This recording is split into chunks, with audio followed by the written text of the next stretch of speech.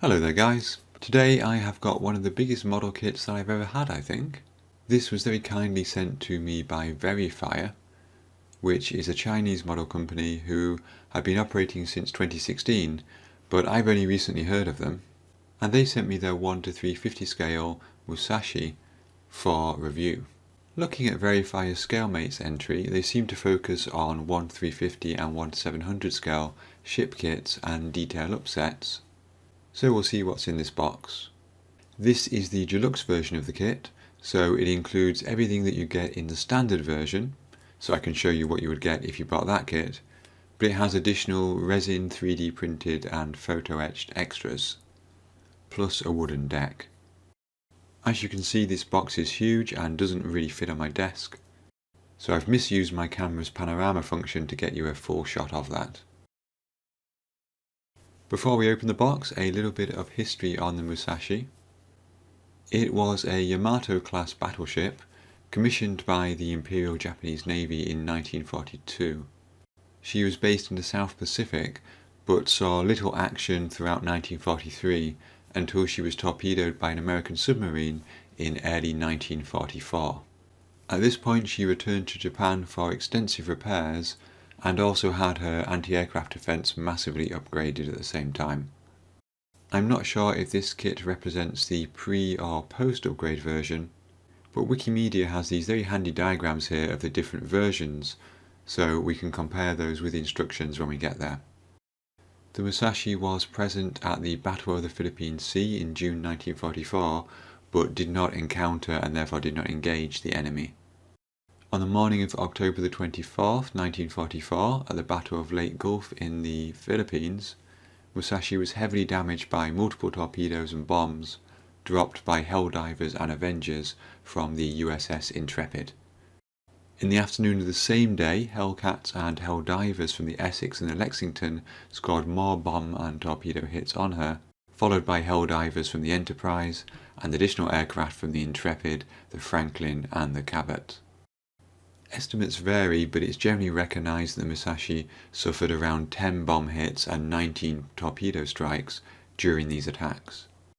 Afterwards she was listing heavily and down 8 metres in the water. Ultimately her engine stopped and her list gradually increased until she capsized and sank. 1,376 of her 2,399 crew were rescued. The wreck of the Musashi was not discovered until 2015, when she was found by Microsoft co-founder Paul Allen's research team, laying in 900 metres of water off the coast of the Philippines. So let's take a look at the kit itself. As you can see, we've got this huge box here with this rather nice artwork on the front of the Musashi in dock. On the side here we have a CAD render of what looks like the standard version, so we haven't got any photo etch rails or anything like that there. So that gives you a good idea of what the standard version might look like when it's built. We've then got this Japanese, I believe it is, text here, which according to Google Translate gives us just a little bit of background here on the history of the ship.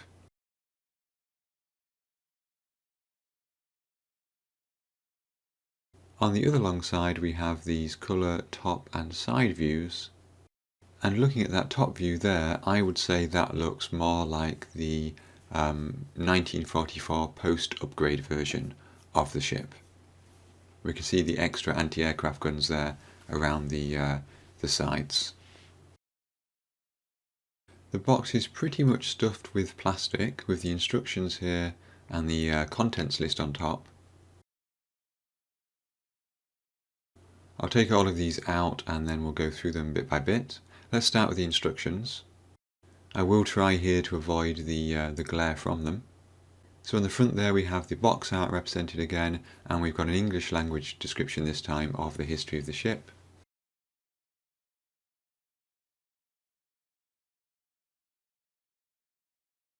We've got this flyer inside which advertises various other ships that are made by Verifier. Otago, Cleveland,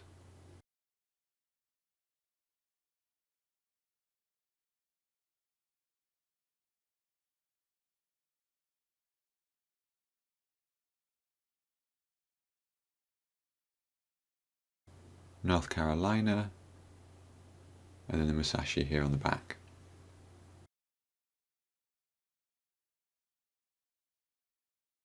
As you can see, the instructions are on a glossy paper with a sprue map, part map on the inside.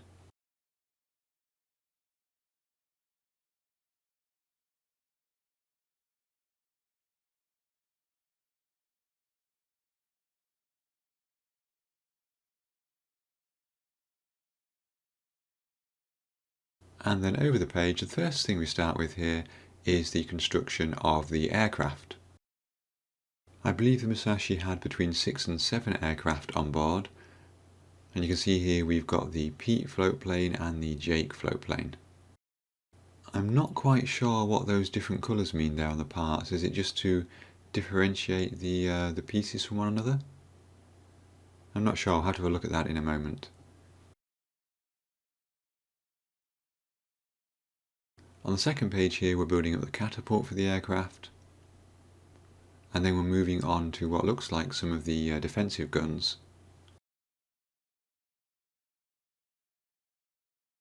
And then yes, over the page we're building the turrets there. And they're quite helpfully labelled there, so you can see we've got the 45 caliber 444 60mm gun turret, we've got the number 1 155mm gun turret, and the number 4 155mm gun turret. So once those sub-assemblies are built up, it's probably worth putting those in a bag with a label to make sure they don't get mixed up. Moving on, it looks like we've got quite a lot of drilling to do there for the deck and the 2 hull sides. Lots of 1 and 1.2mm holes need drilling there by the looks of it. Over the page we're building up the hull, and it's a multi-piece hull here, unlike the Prince of Wales, which I started a while ago, which had a single piece hull. Here we've got 3 pieces with a series of braces in between. And again there we have various pieces in a different colour. I'm not sure if that's just to show that they've been newly added. It's not clear immediately to me from the instructions why they are in that colour. And then on the next page we've got this image of the side of the hull, and again we've got various coloured bars there labelled L2, L1, etc, etc. So I do need to kind of work out what those colours represent, if they represent anything at all.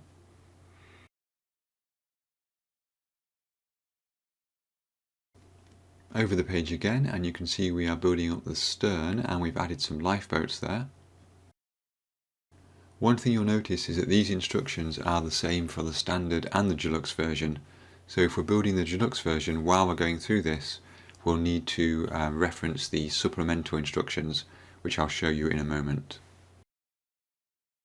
At this point we've hit the staples, so we're halfway through the instructions. And it looks like at this point we are adding the various anti-aircraft defences. 25mm MG triple mounts.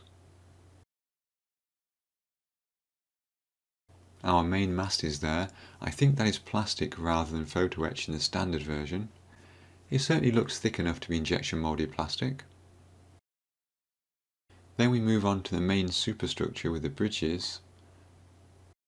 I suppose there that colour is quite helpful because we put each of those pieces on both sides, and so we can see there, for example, I-30 and I-18 go together, and then they are on the 2 sections marked blue on either side. And then there does seem to be a really good amount of detail even without the photo etch. The bridge here, for example, really does look quite nice. Quite intimidating to build actually by the looks of it, though I suspect it's going to get more intimidating with the Deluxe version upgrades. They are quite heavily detailed, quite busy instructions I think, aren't they? I think this is certainly one where I'd want to go through with a pencil and cross off the pieces that I've done to avoid missing anything. Finally, some more gun turrets. Oh, the bridges going together.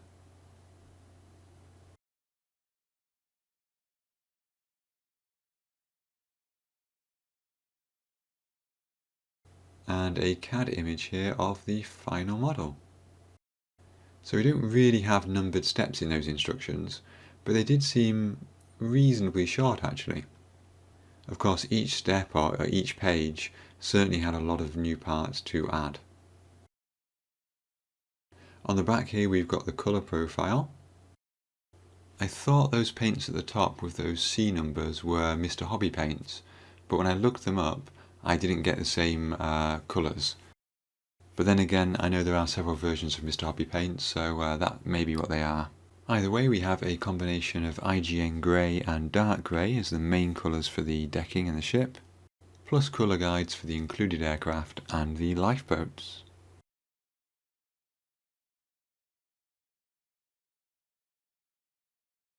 Okay, so let's take a look at the instructions for the Deluxe version, or the detail upset which comes with the Deluxe version, and then we'll take a look at some of those parts and compare the standard versions and the Deluxe versions. So you can see here that we get quite a lot. We get some CNC metal barrels, as well as various metal pieces for masts. And then the rest of the page is resin pieces, 3D printed resin pieces. So we get gun water blast bags, we get pieces for some of the turrets, some of the MG mounts, various vents, a couple of radars, parts of the funnel and parts of the catapult, and a whole lot more. All of those pieces down there being resin 3D printed pieces. Over the page we have got 5 quite large frets of photoetch, plus a wooden deck. That's quite a lot of photoetch pieces, and let's have a look here over the page again on how they're applied. So you can see here, for example, we have got a lot of detail with ladders and railings in particular here for the turrets. And these diagrams also show those metal barrels in place and those resin water blast bags.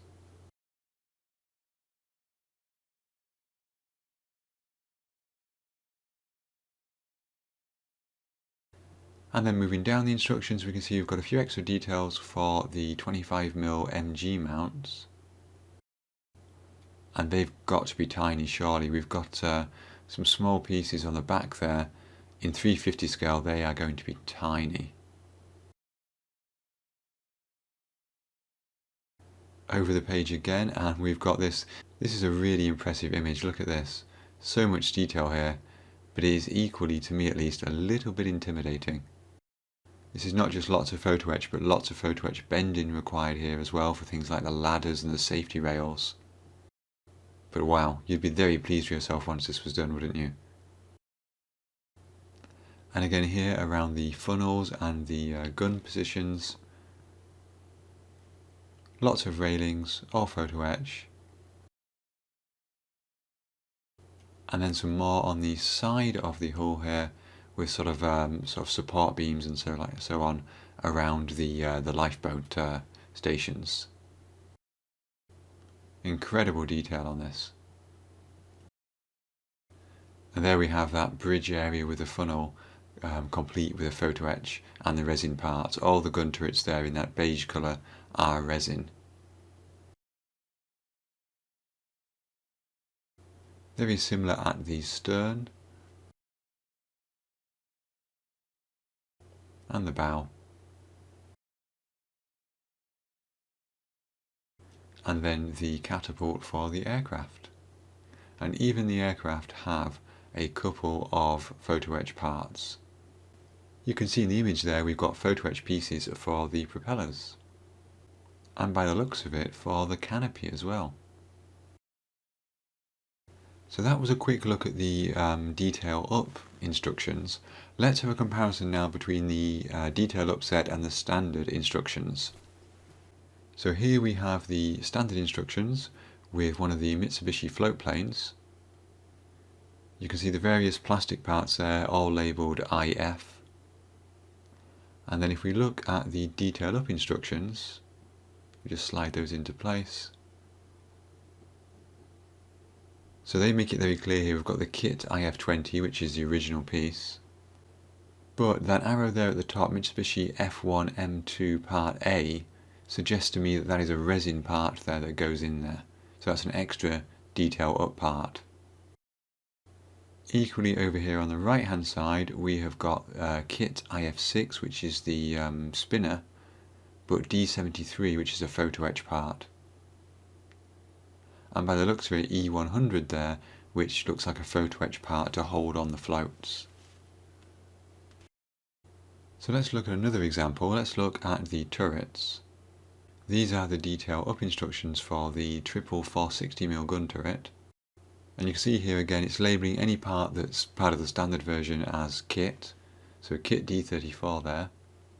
And then whereas the turrets are a relatively simple build in the standard version, and in fact the barrels and where the blast bags would be is one piece, here we can see we've got the metal barrel and the resin blast bags.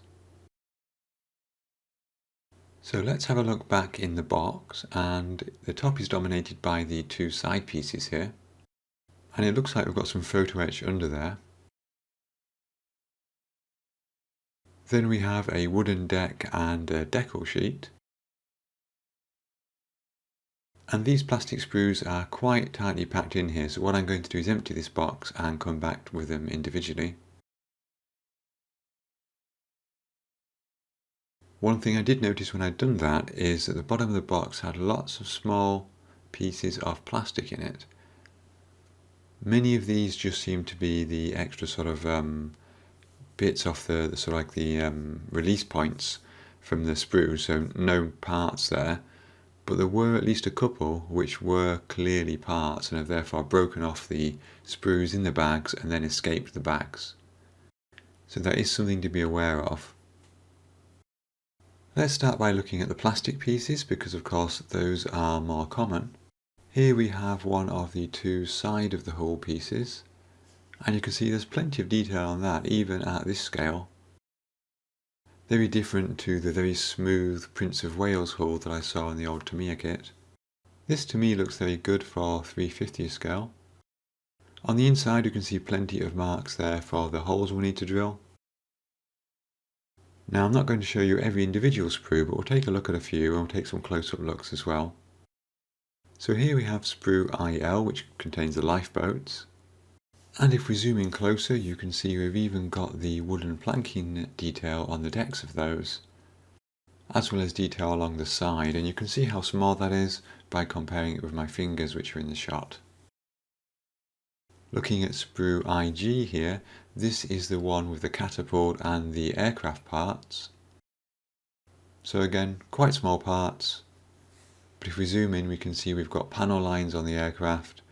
I'm sure really at this sort of scale / distance they wouldn't be visible, but they are quite faint and I do think they'll add to a nice model. Now on an older kit like the Prince of Wales, the catapult and the crane were moulded as a solid piece, but here we do have the space between the struts hollowed out even on the standard version. We've then got part of the stern decking and a couple of pieces for the superstructure, and you can't quite see it here in this photo, but the decking does have a nice sort of anti-slip texture on it. And hopefully if we zoom in again, I can feel it with my finger, I'm not sure if you can see it here, but we do have almost like a slight rivet pattern that goes over the surface of these parts in what I'm assuming is the appropriate place. There you go, I think the light just catches it then. Very fine. I'm not sure to what extent that will disappear under a coat of primer and paint, but it is definitely there and you can see it here as well. It looks really nice. Even the gently raised doors there just provide that extra detail. And there you can see that anti-slip pattern on the decking. So of course that's the area of the deck that will not be replaced by the wooden decking. We have the same texture there on those two positions, which are presumably where some MGs will mount.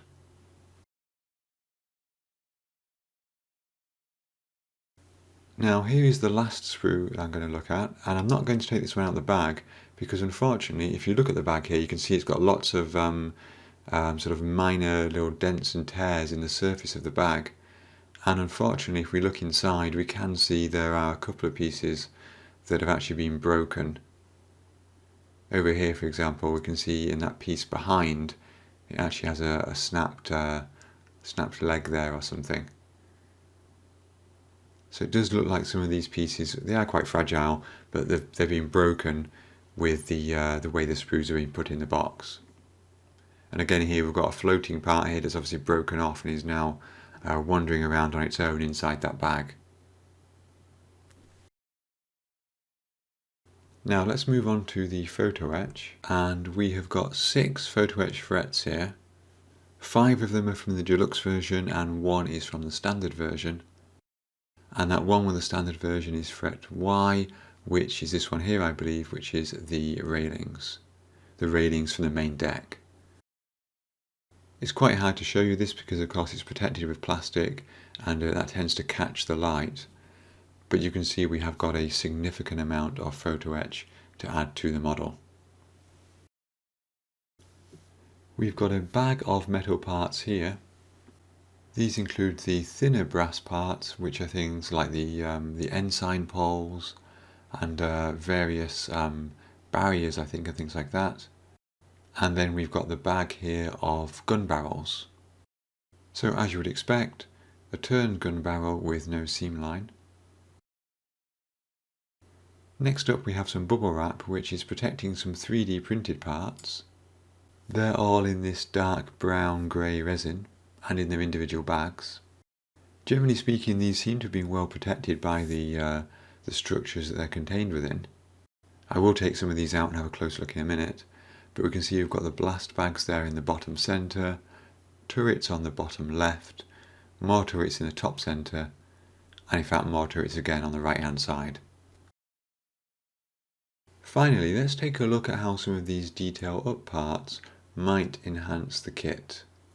So here we have the 3D printed blast bags. As you can see, they're really well detailed and I don't see any visible layer lines there. And of course with a detailed upset these will go with the metal barrels. But how do these compare to the kit parts, the plastic parts? Well, in the kit the barrel and the blast bag are one plastic part, and if I try to bring this in here now, there we can see the enhanced part. To be honest, I think this is a credit to the original plastic designers more than anything else. I don't see that much difference between the upgrade part and the standard part. Of course we do avoid having the seam line down the side of the barrel, which the plastic part will have, and of course the plastic part isn't going to be hollow, whereas the metal barrel will be. Here's another example. Here are the plastic parts for one of the 25mm guns, and here are those 3D printed parts, and you can see there is a little bit of extra detail. We've got sort of almost like I know it's not a grab handle because it's way out of scale for that, but sort of a handle type thing on the resin piece. But there's not a lot in it, I think, personally. I do feel like they're quite close in detail. I think where the difference starts to come is the guns themselves, so these are the plastic parts with the gun barrels. They'll go into that 25mm turret, and then here in this piece here, I'm not going to take one out now to lose it because I'll lose it, but here we can see the 3D printed equivalent, and we do have a little bit more detail on the barrel itself, and at least the tip of the barrel on these 3D printed ones is hollow. So it's probably the kind of thing where an individual detail won't be that obvious, but combined they'll probably make up to overall enhance the detail of the kit. And then as we look at this resin part here, this 3D printed part here, those 3 rectangular pieces on the upper side of this I believe are the cockpits for the float planes, which of course we don't get at all in plastic. And we've got a random floating piece there that's broken away. Finally, and I do mean finally this time, let's have a look at the deck. Here is the plastic texture wood plank texture on the deck. And then we have this wooden deck here, 3M, so presumably some kind of sticky adhesive on the back there. And that has cutouts there to fit over the standard decking. I'll be honest, I've never used a wooden deck before, so I don't quite know how thick this will be and whether or not I'll need to sand away any detail on the plastic deck. I would assume not, right? I would assume it just goes over the top. But then if it just does go over the top, it's got a certain thickness to it, which is surely going to make things slightly out compared to the original. As I say, I have no idea, I haven't used a wooden deck before, but to me, the deck does look pretty decent. And I can see how with those natural variations in the colour of the wood, giving that a wash and a paint and weathering it will be perhaps slightly easier and will enable us to get a bit more variation. So that should be cool. We do of course get a decal sheet with the kit as well. It's relatively small. Many of the national insignia there are for the aircraft. And then we have a banner, some numbers and a rising sun flag. So there we go guys, that was my look at the Very Fire 1 to 350 scale IJN Musashi. I'm really grateful to the Very Fire for sending this to me. It looks like a fantastic kit, lots and lots of detail. It does look a little bit like it might be a lifetime's work. And it's certainly not something that you could open for a casual build. With that in mind, I will build this at some point, I'm sure, but it won't be in the near future. And I think first of all I need to get the Tamiya Prince of Wales out of the way, get my skills with shipbuilding up a little bit, and then see how we go. I mean, it's been the photo etch on the Prince of Wales with the detailed up pack there that has slowed me down and put me off it. So I really need to get into doing that efficiently and effectively before I could even consider doing the deluxe version of this. On the other hand, I think I would have a crack at the standard version. And to be honest, I don't think there'd be anything wrong in doing a partial deluxe version. So doing the photo etch that you're happy doing and you can deal with, and leaving the stuff that perhaps you find too fiddly. I don't think there's too many super small pieces on here, but there is quite a lot of bending to get things like stairwells and stairways and things like that into place. And that's the kind of thing that if you don't do it correctly, it will look pretty bad. Anyway, that's all for the future. I hope you enjoyed this review, and I would like to say thank you to all of you for watching. And of course, special thanks to my Patreon and YouTube members. Your support is greatly appreciated, so thank you very much guys. If you would like to join Patreon or YouTube, there are links for the membership in the description below. I'd like to thank you once again for watching, and until next time, have fun modelling.